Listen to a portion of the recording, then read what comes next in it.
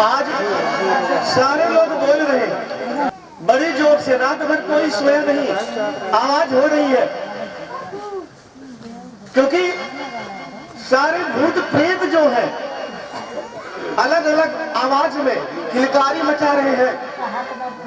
और पंडित जी के यहाँ से सारा हंसुआ पूरा नगर का ले जा करके रात में पूरे भूत बयार को काटने में कितना मौका लगे, क्योंकि महादेव के जो अंश है उनके पास तो सब कुछ है, पशु भी है, भूत बयार, अजगर, गुजर, सांप, बिच्छू सब उनके पास। और उसके बाद सुबह होते होते पंडित जी के यहाँ पूरा 50 बीघे धान गस गया, अनाज गस गए, और सबका हंसुआ भी।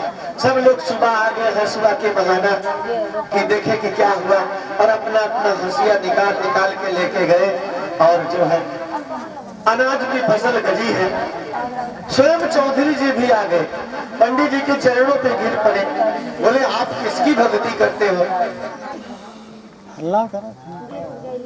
बोले महादेव की भक्ति करते हैं, और उन्हीं के सहारे हम लोग बाबा के सहारे रहते हैं, और उन्हीं की कृपा बरसती है तो सब कुछ हमें प्राप्त होता है। और ये काम देख करके कि महादेव के कहना भूत प्रेत भी मानते हैं, सारे नगर के लोग भोलेनाथ की भक्ति में लग गए और एक लोटा जल चढ़ाने लगे, गुरु बना लिया। जिसकी जिसकी भक्ति थी वैसे भोले बाबा ने सबको फल दिया। तो भस्मी, जो भस्मी शिव भस्मी है, चंदन है, वो त्रिपुंड अगर आप लगाते हैं जैसे दुर्वासा जी ने लगाया, जब कुएं में देखा तो कुएं में जितने उनकी वो राख जड़ी भस्मी की, तो वहां बैकुंठ प्रस्तुत हो गया और सारे भूत प्रेतों को जो है बैकुंठ धाम की प्राप्ति हो गई। तो महादेव की भक्ति का इतना प्रबल असर पड़ता है। हुआ क्या, एक बार दुर्वासा जी भगवान कृष्ण के यहाँ जाते हैं, और भगवान कृष्ण के यहाँ जाते हैं दुर्वासा जी, और उसके बाद जो है आवाज लगाते हैं द्वारिका में, कोई है? अरे कोई है? मुझे अपना मेहमान बना लो रे, मेरी सेवा करो, मुझे अतिथि बना लो, लेकिन खबरदार अगर मेरी सेवा नहीं हुई तो मैं श्राप भी दे दूंगा। बड़ा क्रोधी ऋषि हूं। अब जो सुनता वो कहता भैया कौन इनकी सेवा करेगी, सेवा में कुछ ऊंच नीच हो गया तो ये ऋषि श्राप भी दे देंगे। कोई नहीं, घूमते रहे 7 दिन, घूमते घूमते भगवान कृष्ण के द्वार पे जाते हैं।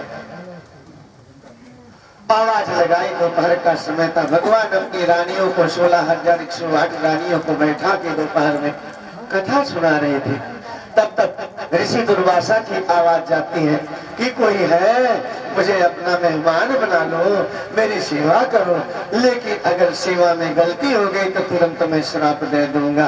भगवान कृष्ण उठे नंगे पांव, तब तक सत्यभामा रुक्मिणी ने पकड़ लिया। कहाँ जा रहे हो? बोले वो ऋषि आए हैं। बोले सुन नहीं रहे हो, कह रहे हैं कि सेवा नहीं है तो श्राप दे देंगे। अरे बोले क्या बात है, ऐसा मौका ही नहीं देंगे कि श्राप दे दें। भगवान ने, पत्नियों का मन नहीं था लेकिन भगवान ले आए, खूब सेवा की। भगवान ने क्या किया कि 56 भोग होते हैं, एक एक भोग पे 56 आदमी लगा कि जैसे दुर्वासा जी कुछ मांगे तुरंत मिल जाए, तुरंत, ताकि श्राप देने का, क्रोध आने का कोई कारण बने ही न। जब 7 दिन हो गए तो दुर्वासा जी ने कहा अरे हो कृष्ण, मुझे अपना नगर घुमा दो, मैं तुम्हारी द्वारिका नगरी देखना चाहता हूँ। बोले कैसे गुरुजी घूमेंगे? बोले रथ पे। अब रथ में घोड़े लग गए और भगवान कृष्ण जैसे अर्जुन के सारथी बन गए थे वैसे दुर्वासा जी के सारथी बन गए, लेकिन उनकी हिम्मत नहीं पड़ी कि रथ पे बैठ जाए। नीचे एक तरफ भगवान कृष्ण और पीछे उनकी सेना और सारी भोजन वाली गाड़ियां की कब ऋषि क्या मांग ले और उन्हें तुरंत हाजिर कर दिया जाए। और दूसरे तरफ रथ के किनारे किनारे उनकी 16,108 रानी चल दी। रथ जा रहा था। थोड़ी देर में ऋषि कहते हैं, अरे वो कन्हैया। बोले हाँ भगवान बताइए। बोले मुझे प्यास लगी है। तुरंत भगवान ने कहा जल हाजिर हो। जल आ गया। जैसे दुर्वासा जी जल को पी रहे थे, तैसे रथ का पहिया थोड़ा गड्ढे में गया, जल ऊपर उछला, उनके नाक में चला गया, और नाक में चला गया तो उनको छींक आ गई, खांसी आने लगी, क्रोध आ गया उनको। कैसे जो बोले गुरु जी थोड़ा गलती हो गई, ये पशु है। उसी समय रथ चला गया। बोले ये तो तू रहा है, चला तो तू रहा है, शास्त्रिक तेरा काम कैसा है? अभी सर बोले गुरु जी क्षमा। दुर्वासा ऋषि क्रोधित नहीं हुए, लेकिन तब तक रुक्मिणी जी हंस दी, और उनके हंसी पे दुर्वासा ऋषि को क्रोध आ गया। ये तेरी पत्नी से बड़ी बात, चाल मैं इसे श्राप देता हूँ। भगवान कन्हैया कहते हैं श्राप मत दो, दंड दे दो, लेकिन श्राप मत दो। बोले तो ठीक है, बड़ी बात चाल है। एक काम करो, घोड़े को निकाल लो और घोड़े की जगह पे इसको लगा दो। जब ये रथ खींचेगी तो इसके समझ में आएगा, इसकी हंसी खत्म हो जाएगी। जो एक ऋषि पे हंस रही है, उपहास कर रही है। भगवान दुर्वासा के आज्ञा का पालन किया गया। अब द्रौपदी को रथ में लगा दिया गया। द्रौपदी रथ को रुक्मिणी को रथ में लगा दिया गया। रुक्मिणी रथ खींच रही है, और उसके बाद रथ आगे बढ़ रहा है। खींचते खींचते एक रानी नाजुक कोमल सी रथ धीरे धीरे चलने लगा।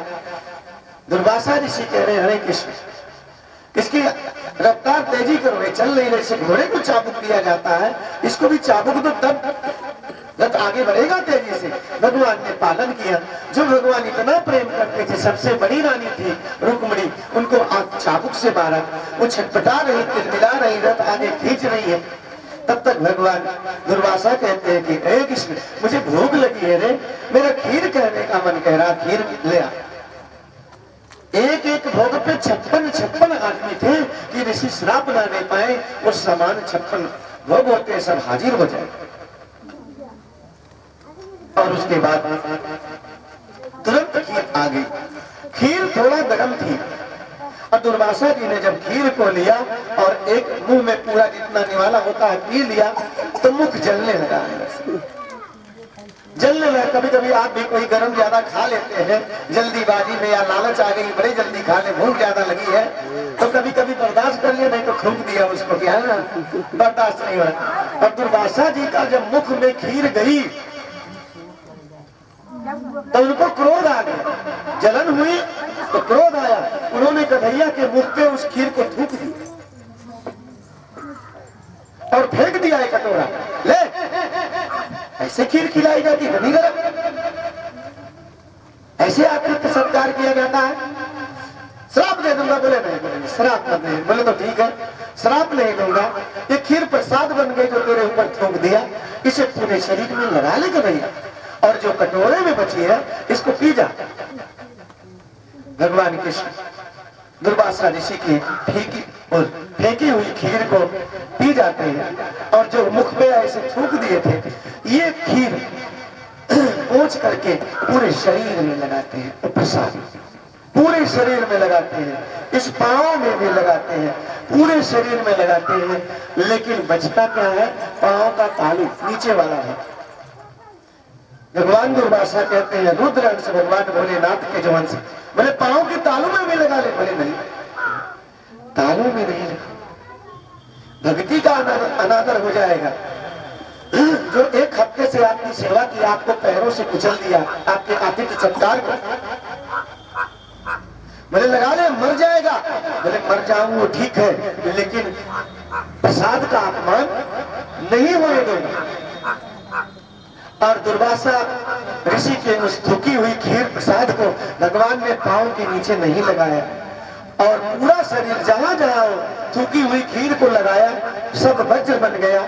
तालू में नहीं लगाया, उनकी जान तालू में रह गई। दुर्वासा ऋषि ने सर पे हाथ रख लिया। कर्म का भोग मेरी बहना सबको भोगना है, इससे कोई नहीं बच सकता।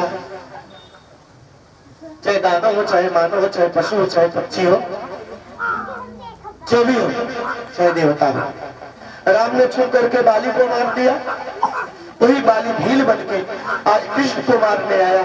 जब पूरे शरीर में बाण मारा, शरीर उस खीर के कारण जो जूठा खीर लगाया था प्रसाद पत्थर बन गया था, लेकिन पांव में नहीं लगाया था। दुर्वासा जी वज्र बनाने आए थे, लेकिन भगवान के दैया ने कहा प्रसाद का अपमान नहीं करूंगा, इसलिए पांव में नहीं लगाया।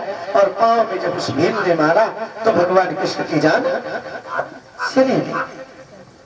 तो कृपा करके जो प्रसाद यहाँ चढ़ाया जाता है उस प्रसाद को ऐसा वितरित करिए कि प्रसाद को गिरना नहीं चाहिए, प्रसाद पांव के नीचे आना नहीं चाहिए।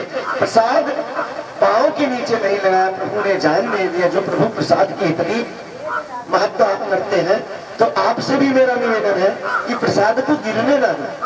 बोले बाबा को उतने बेलपत्र चढ़ाओ जिसका सेवन आप कर लो, जल चढ़ाओ, वो प्रसाद है। जब सारे देवी देवताओं पे चढ़ा हुआ प्रसाद खाया जा सकता है, तो विदेश्वर संहिता में लिखा है शिव पे चढ़ाए गए जल का मात्र आचमन करने से सारे संकट दूर हो जाते। तो आपके शरीर में जिसको दर्द रहता है वो 1 लोटा जल ले और उसमें थोड़ा सा इत्र डाल ले, और वो इत्र डाल करके जब भोले बाबा को कुंदकेश्वर महादेव का नाम लेके जल चढ़ाए। कुंदकेश्वर महादेव का एक नाम पड़ा। एक बार 2 असुर थे, उत्पल और बिडल, माँ को परेशान किए। तो माँ ने गणेश जी खड़े थे, गणेश जी को एक अस्त्र दिया था कुंदुक, वही कुंदुक छोड़ के मारा और उस उत्पल बिडल का वध हुआ। फिर जाके कुंदुक छटक के महादेव के पांव पे लग जाता है और महादेव का नाम पड़ जाता है, एक रूप हो जाता है कुंदकेश्वर महादेव। दुख बीमारी संकट को दूर करने के लिए कुंदकेश्वर महादेव का नाम बहुत प्रिय है। तो आपके अगर दर्द जो है कहीं दर्द रहता है, परेशान है दर्द से, तो इस जल में थोड़ा सा इत्र डाल करके, जो इत्र आता है परफ्यूम नहीं, इत्र 2 बूंद डाल करके महादेव को कुंदकेश्वर महादेव के नाम से चढ़ाने से, फिर आगे जलाधारी से जब जल वो गिर रहा है उसी में थोड़ा ले लेने से, उसको जहां जहां पे दर्द है लगाने से 1 हफ्ता लगा के देखिए वो दर्द आपका खत्म हो जाएगा। आप रोग से बीमारी से बार बार परेशान हो, इसमें लाल चंदन का लाल चंदन डाल करके महादेव को जल चढ़ाइए और आगे से जल गिरे तो वही जल अपने ऊपर छींट लीजिए। इसके छींटने से आप जो है आपका वो दुख कष्ट बीमारी दूर होती है। तो शिव की भक्ति बड़ी न्यारी है और महादेव की पूजा आप करते हैं, जल चढ़ाते हैं, तो कभी कभी महादेव का मिट्टी का शिवलिंग बनाइए। अंगूठा है इतना बड़ा शिवलिंग, मिट्टी का बेल के पेड़ के नीचे बना करके और उस पे आप पूजा करके चढ़ाते हैं, जल चढ़ाते हैं। जल चढ़ाने के बाद उसी मिट्टी को जो शिवलिंग बनाया है 1 लोटे जल में उसको विसर्जित करना, उसको जो है घोल लेना, फिर उसी पेड़ में विसर्जित कर दीजिए, या पीपल के पेड़ में, आंवले के पेड़ में या बेल के पेड़ में, तो आपको बड़ी सुख की अनुभूति मिलती है। मान लीजिए आपके हाथ की रेखा खराब है, रेखा कटी हुई है, असंभव कार्य को संभव महादेव करते हैं। जब आप मिट्टी का शिवलिंग इस हाथ से बनाओगे, हाथ से शिवलिंग मात्र बनाने से वो रेखा सही हो जाती, बाबा भाग्य को बनाती है। तो मिट्टी का शिवलिंग आप बनाइए, जो है मिट्टी का शिवलिंग बनाने से आप पूजा करिए तो असंभव कार्य संभव हो जाता है। और कभी किसी की पूजा पाठ में विघ्न बाधा नहीं डालना चाहिए। एक बार रावण जी महाराज जो महादेव के सामने झुका और रावण किसी के सामने नहीं झुका, महादेव की पूजा कर रहा था रावण नर्मदा नदी के किनारे।